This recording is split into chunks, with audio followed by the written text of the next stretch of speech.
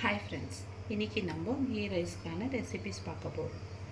Okay, முதல்ல அரிசி நம்ம நார்மல் அரிசியை யூஸ் பண்ணியிருக்கோம் இன்றைக்கி.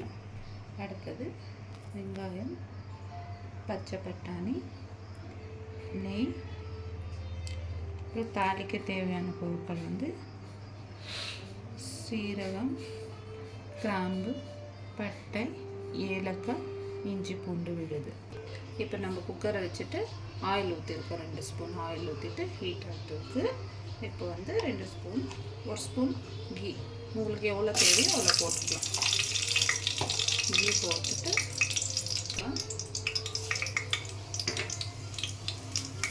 கிராம்பு, பட்டை, ஏலக்காய், வெங்காயம். இப்போ ஆனியன் போட்ட பின்னாடி நல்லா கொஞ்சம் ப்ரௌன் ஆகணும், நல்லா வதக்கி வச்சுக்கோங்க. இந்த அளவுக்கு வெங்காயம் ப்ரௌன் ஆன பின்னாடி நம்ம இஞ்சி பூண்டு விழுதை சேர்த்துக்கலாம்.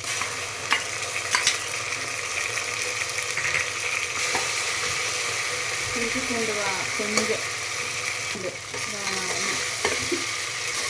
இப்போ நம்ம இஞ்சி பூண்டு வாசனை போகிற வரைக்கும் வதக்கிட்டு அதோட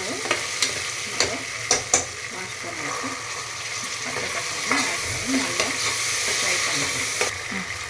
இந்த ஸ்டேஜில் பட்டாணி நல்லா இதோட கலந்து வதக்கிட்டுனா நம்மளுக்கு நல்ல ஒரு ஃப்ளேவர் கிடைக்கும்.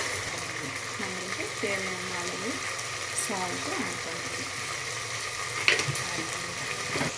இப்போ இந்த அளவுக்கு நல்லா வதங்கின பின்னாடி நம்ம வாஷ் பண்ணி வச்சு ரைஸை இதோட சேர்த்துக்கணும்.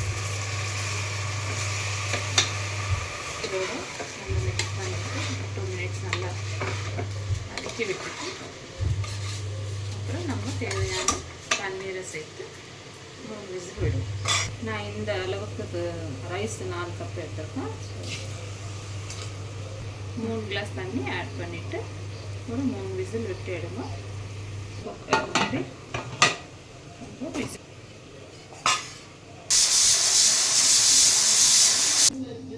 என்ன சொல்லுங்கள், இப்போ விசில் ஆறின உடனே நம்ம குக்கர் ஓப்பன் பண்ணிவிட்டு நம்மளுடைய கீ ரைஸ்